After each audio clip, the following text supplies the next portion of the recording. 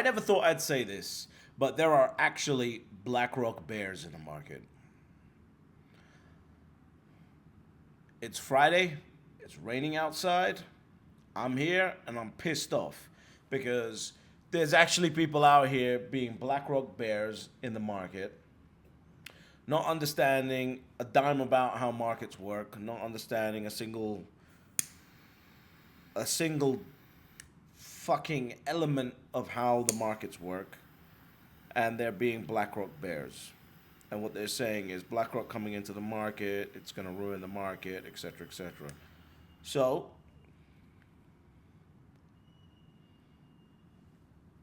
we're going to talk about that.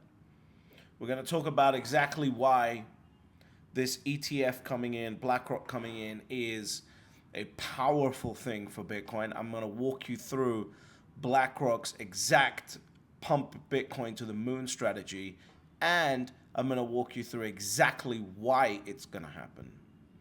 So if you haven't subscribed, I would implore you, beg you, please subscribe to the channel. It's extremely important because the faster you subscribe, the faster YouTube realizes that people need to see Bitcoin content, and hopefully, fingers crossed, it gets this in front of them before it's too late, because it will be too late at some point. It will be too late at some point, and I don't want that to happen. So please subscribe, not just to my channel, all other Bitcoin channels. Subscribe to everyone because we need to get the message out there. And again, this is not like real estate or stocks where if somebody misses the message now, their kids will be able to catch up or their grandchildren will be able to catch up. It's not like that. You got one chance here. You got one opportunity. Either you're going to take it or your children, your progeny is going to live with your decision today for the rest of your life. Either you're going to get to one Bitcoin or you're not.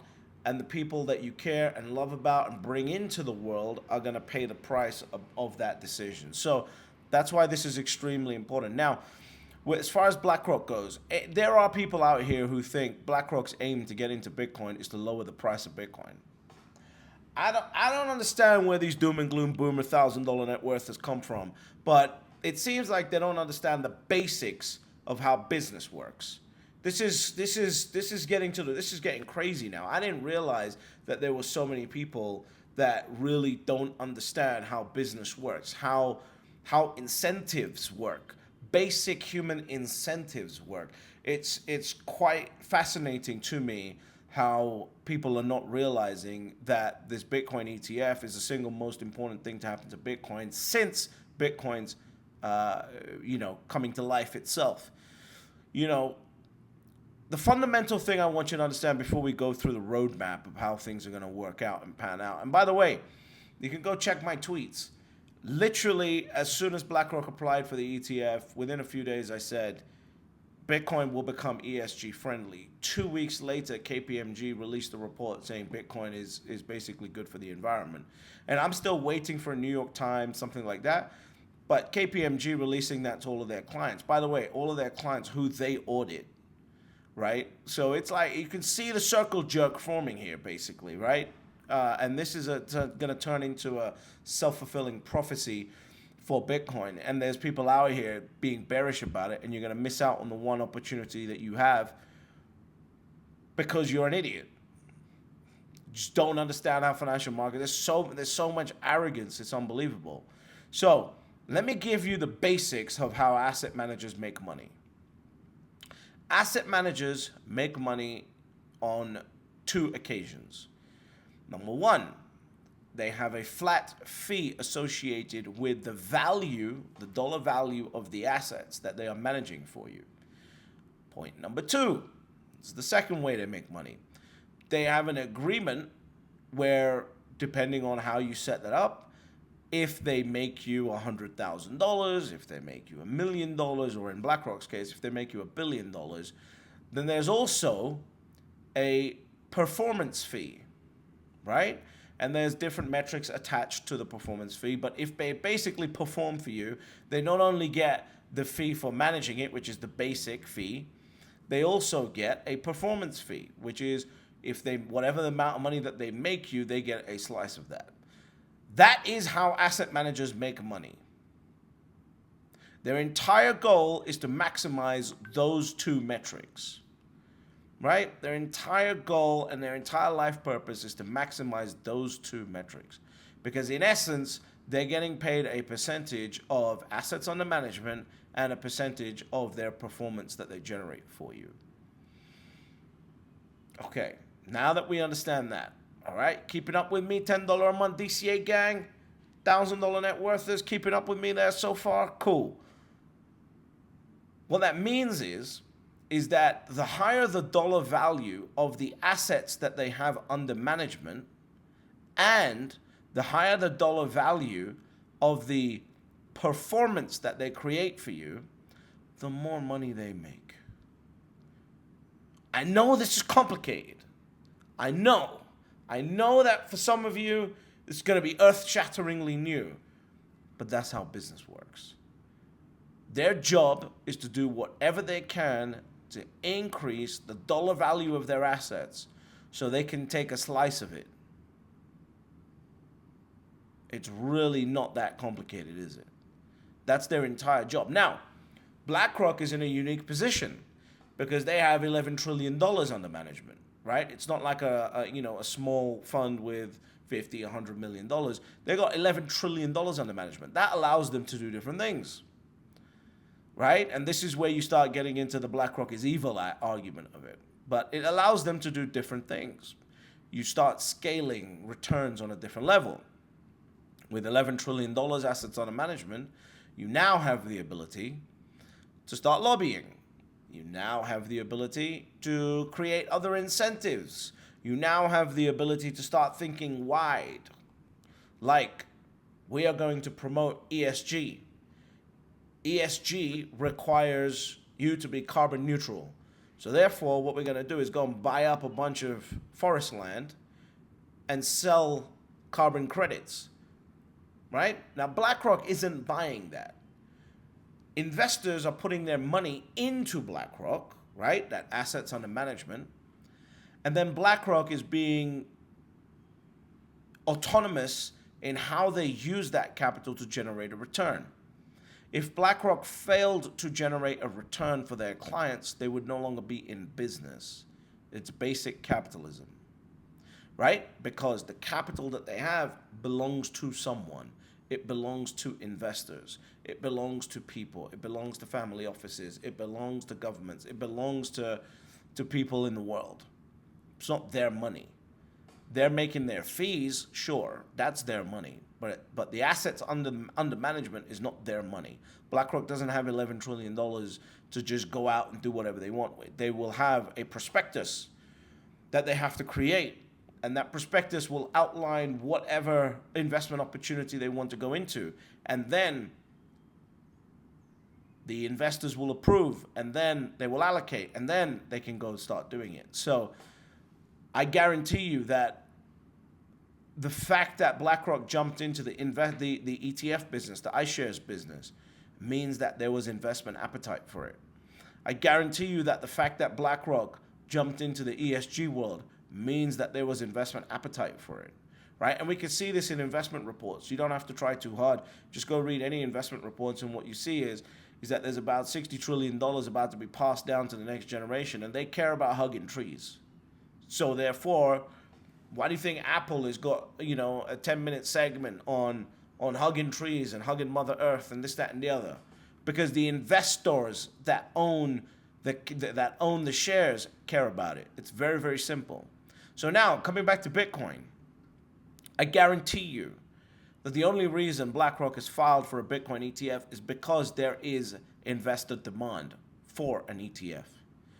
They've been getting phone calls, and their phone calls have been saying, hey, Larry, get me into Bitcoin. I don't know why you're fucking around for so long on this. Get me into Bitcoin right now. That's it. That's how investment managers work, right? They respond to the demand that's being presented.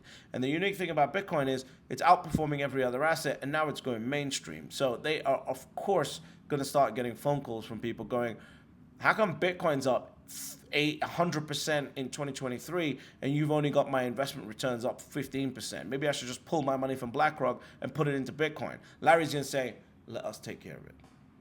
Let us take care of it. right? And of course, as I was saying, they're a lot smarter than you and I. They've had 200 nerds working on what Bitcoin is for the last 2 years, and that was proven. Again, I said it, and then weeks later, it was proven because the report leaked. An internal report from Blackrock a couple years ago leaked, and they basically said the optimal allocation was 84.9%. It's unrealistic. But the fact that that internal report said that is quite extremely bullish. So, really what I'm building up here is a picture for you to understand why BlackRock is incentivized to come into Bitcoin at this point. They manage assets. They don't just have money. They manage other people's assets. The investors obviously have a demand for Bitcoin, have an appetite for Bitcoin. So now they're applying for an ETF, and so is a bunch of other people. But I focus on BlackRock because they're apparently the most evil, right? And people say BlackRock owns everything.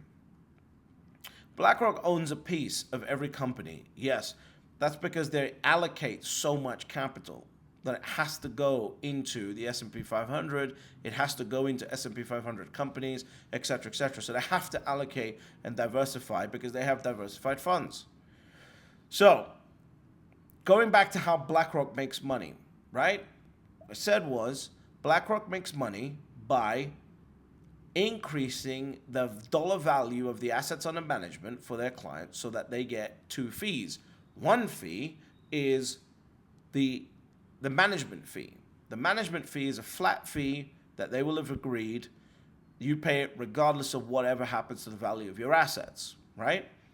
Fee number two is that they get a performance fee. So if they increase the value of your assets by X amount of money, depending on the agreement you have with them, they get a percentage of the upside. Very, very simple. So you tell me how BlackRock is incentivized based on those two methods of making money and increasing their shareholder value. How are they incentivized to lower the price of Bitcoin? Make it make sense to me. Please, put it in the comments. And I don't want to hear no conspiracy bullshit.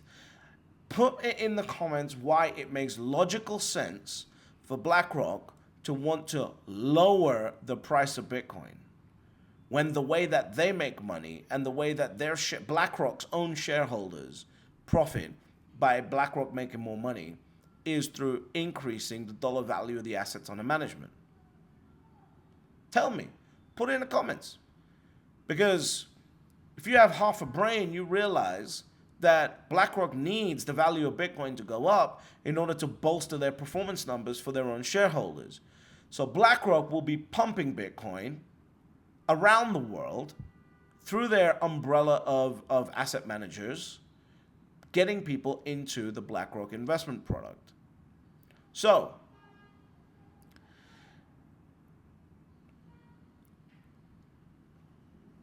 the way asset managers promote themselves is as follows.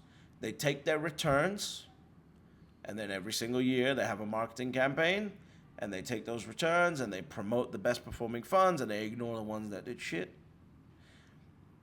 And that's how they suck more capital into the funds in addition to the value of the assets going up, which increases their fees, right? So think about it. With Bitcoin, every 4 years, you get an order of magnitude increase in the dollar value of the assets under your management, which is Bitcoin in this scenario.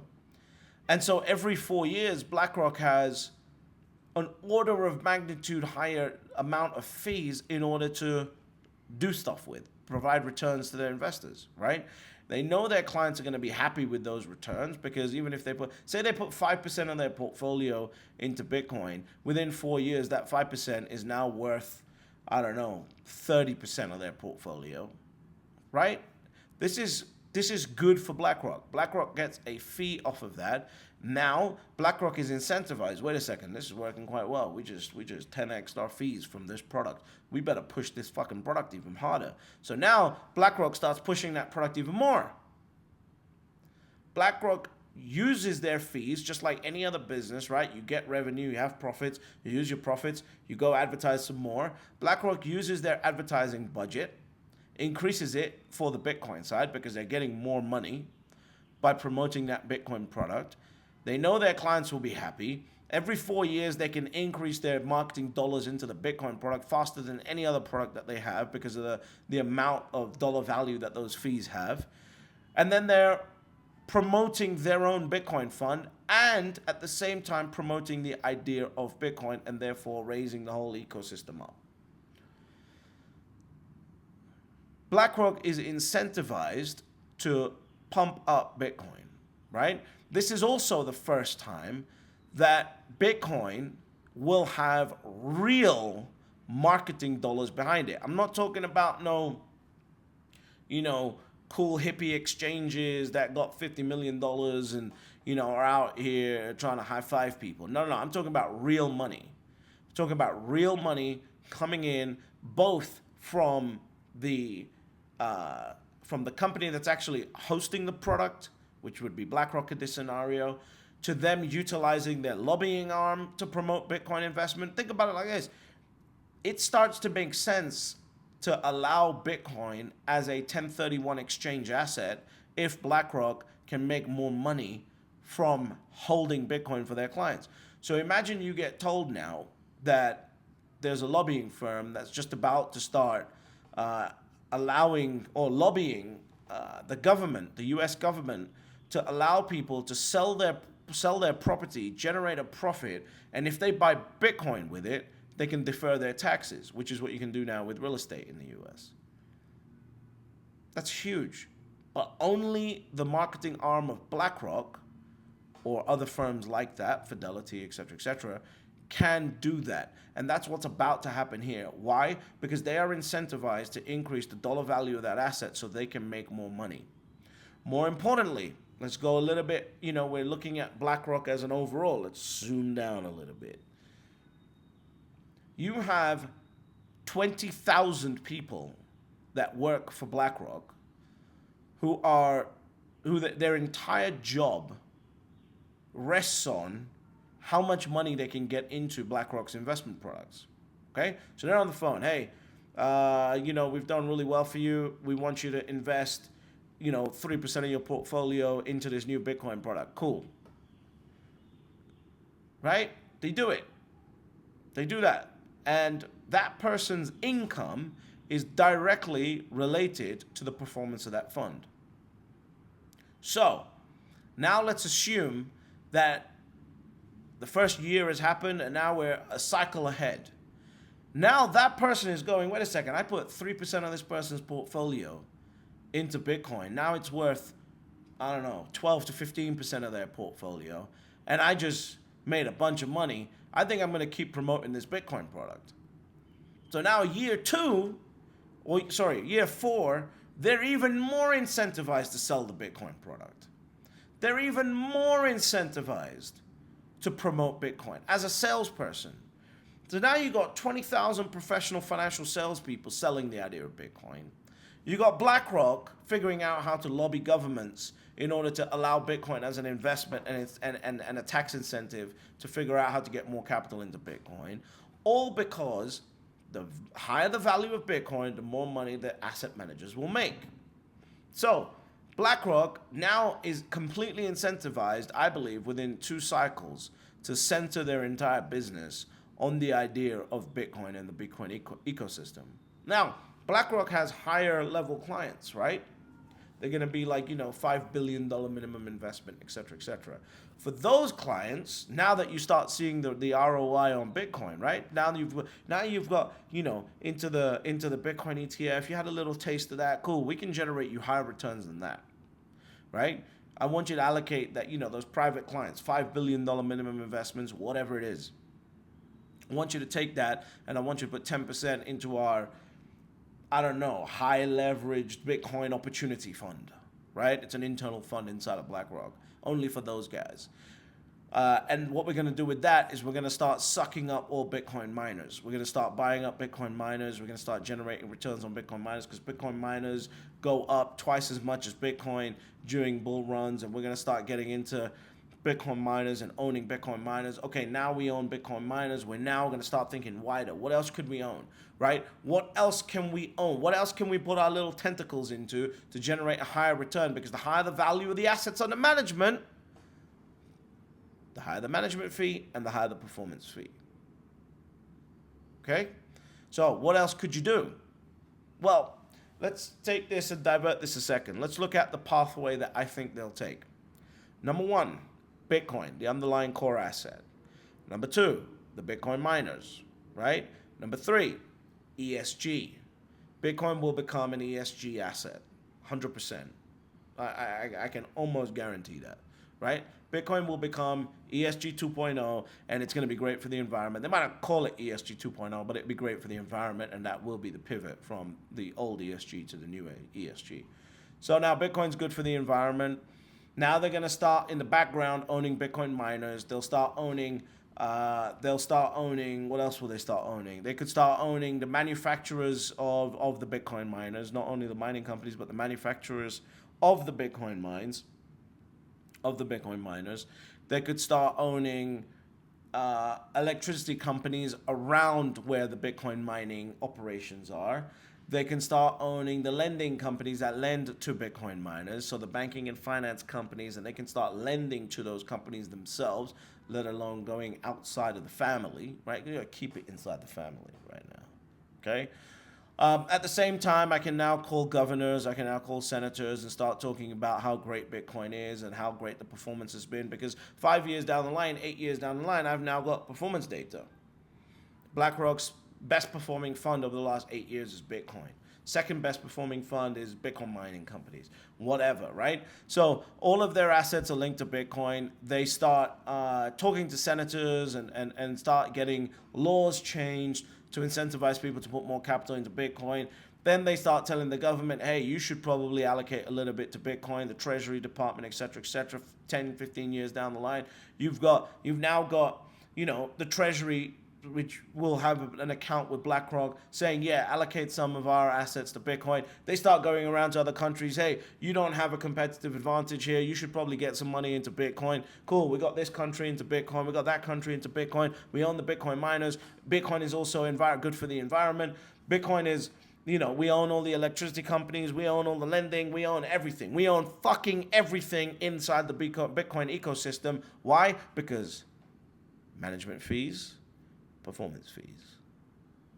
So anyone who tells me that BlackRock is incentivized to lower the price of Bitcoin is a doom and gloom boomer, $1,000 net worther, part of the probably an honorary member of the $10 a month DCA gang. And if you're worried that somebody like BlackRock stepping into the game is bad for an asset like Bitcoin, you don't understand how finance works. Now, you might be an idealist, right? And that's fair. You might be an idealist. You might say Bitcoin was not designed for that. It was not designed to be a part of the system. It was designed to be outside. Fair. I'm not here to argue, idealism with anyone. I don't care, right? What I am telling you is for Bitcoin to become a store of value asset, this is the logical next step. And that's what is about to happen. And BlackRock is about to pump the price of Bitcoin because they will be incentivized to do so because of the fees that they make. There is no other trade that goes against. See, when you start looking at, okay, cool, what could I do to lower the price of Bitcoin? You got to look at the opposite side of the trade. Where is the incentive to lower the price of Bitcoin? It's better to co-opt Bitcoin and profit from the value of it increasing, right? If I want to keep the price of gold, so everyone talks about gold, right? Gold and silver and all these fucking morons that I want to talk about. Oh, the gold price is manipulated. The gold price is manipulated. Well, I asked a guy today on Twitter, show me the dollar value of manipulation that's happening in the gold and silver markets right now. Persistent, not short term. And you know what he did? Like a normal $1,000 net worther, put a link from Reuters about how JP Morgan paid a fine because they were sued by the CFTC for manipulating the silver price. And guess what? Oh, what a surprise. They got sued for spoofing.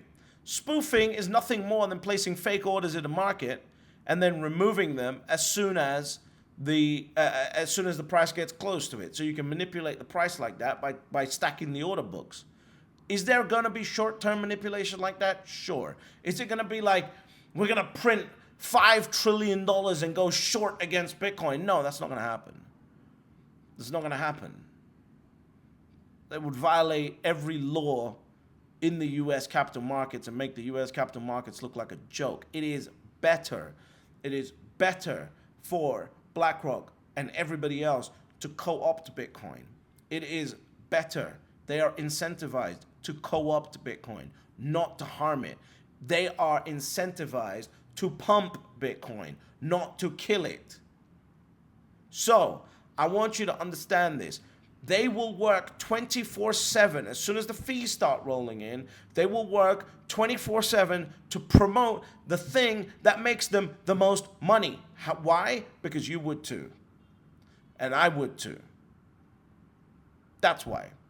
Human beings are incentive-driven creatures, right? And these institutions have their arm in all media channels. They own every single media company.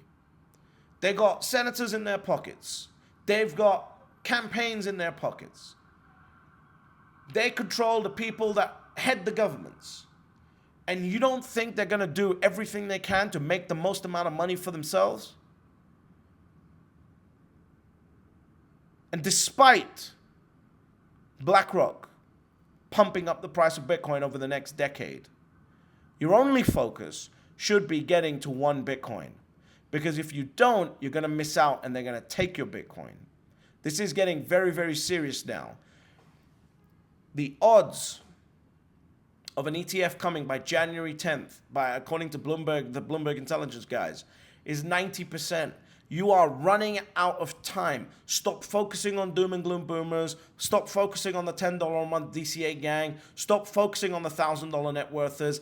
Get to your 1 Bitcoin because they are coming. The wolves have woken up, smelt the blood, and are actually here now. It's not like they can smell it and they're on their way. They're here now. They have an ETF application filed. They got ex-managing directors talking about how much money is going to come into it. This is getting away from you a lot faster than you think. And BlackRock is incentivized to promote Bitcoin, to pump Bitcoin, to increase the value of Bitcoin because they make money. And the one thing I can trust is a human being following its incentives. And despite all of that, there's still only 3 rules to Bitcoin. Step number 1, you buy Bitcoin. Step number 2, shut the fuck up. And step number 3, you get fabulously wealthy.